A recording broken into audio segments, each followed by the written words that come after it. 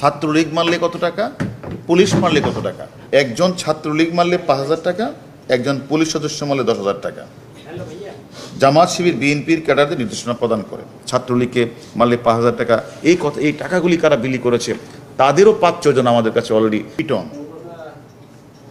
তিনি উপরের নির্দেশ পান মেসেজের মাধ্যমে লন্ডন থেকে, যে তুমি এই একটা ঘোষণা দিয়ে দাও যে ভাঙচুর করলে কত টাকা, আগুন লাগালে কত টাকা, ছাত্রলীগ মারলে কত টাকা, পুলিশ মারলে কত টাকা।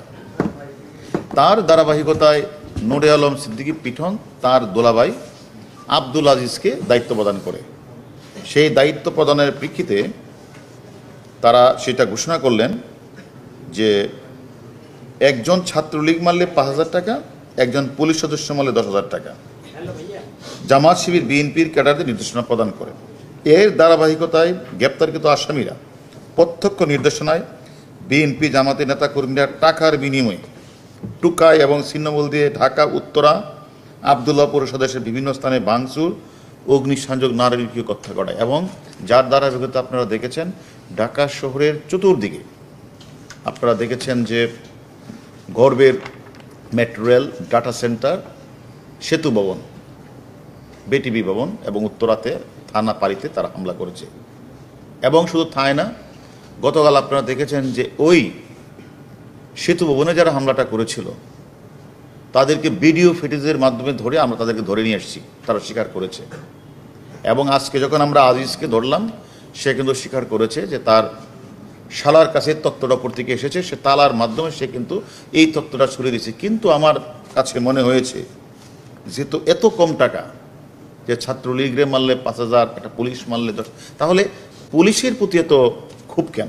বাংলাদেশ পুলিশ একটি গণতান্ত্রিক নির্বাচিত সরকারের বিরুদ্ধে বারবার তারা যে হামলাটা করে, যারা সাধারণ মানুষকে, গার্মেন্টস শিল্পীকে নষ্ট করে এবং বিভিন্ন রাষ্ট্রীয় স্থাপনাগুলি, বেসরকারি স্থাপনাগুলি নষ্ট করে, সেটার বিরুদ্ধে কিন্তু পুলিশ সবসময় কাজ করে। তাই তাদের কাছে এখন পুলিশ হয়েছে টার্গেট, যে পুলিশকে যদি ডিমোরালাইজ করা যায়, পুলিশের মনোবল যদি ভেঙে দেওয়া যায়, তাহলেই একমাত্র সম্ভব এদেশের স্বাধীনতার পরাজ্য শক্তি, তারা যে জামাত শিবির চক্র এবং তাদের বিএনপি, তারা যে তাদের ষড়যন্ত্রটা সফল হবে। আমাদের এই পুলিশ সদস্যকে যারা হত্যা করেছে তাদের প্রত্যেকের নাম নাম্বার আমরা পেয়েছি। তাদেরকে আমরা আপনাদের কাছে কথা দিচ্ছি, যত দ্রুত সম্ভব তাদেরকে ধরে এনে আমরা আইনের আওতায় দাঁড় করাবই, এটা আমরা আপনাদের সামনে বলছি। এবং আমি মনে করি যে যিনি এখন বলেছেন যে ছাত্রলীগকে মারলে ৫,০০০ টাকা, এই টাকাগুলি কারা বিলি করেছে তাদেরও ৫-৬ জন আমাদের কাছে অলরেডি, যারা ঢাকা শহরকে বিশৃঙ্খলা করার জন্য, অরাজকতা করার জন্য দায়িত্ব নিয়েছিল। তার মধ্যে সালাউদ্দিন টুকু, সাইফুল ইসলাম নীরব, SM জাহাঙ্গীর, এবং আপনাদের এই দিক দিয়ে হলো রফিকুল ইসলাম মজনু এবং আমিনুল ইসলাম সহ অসংখ্য জামাতের নেতাকর্মী, বিএনপি নেতাকর্মী আমাদের কাছে আছে। আমরা তাদের জিজ্ঞাসাবাদ করছি।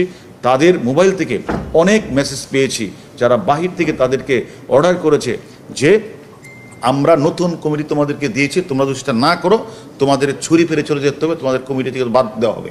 তাদের এইভাবে ধমক যে মেসেজ আমরা দেখেছি।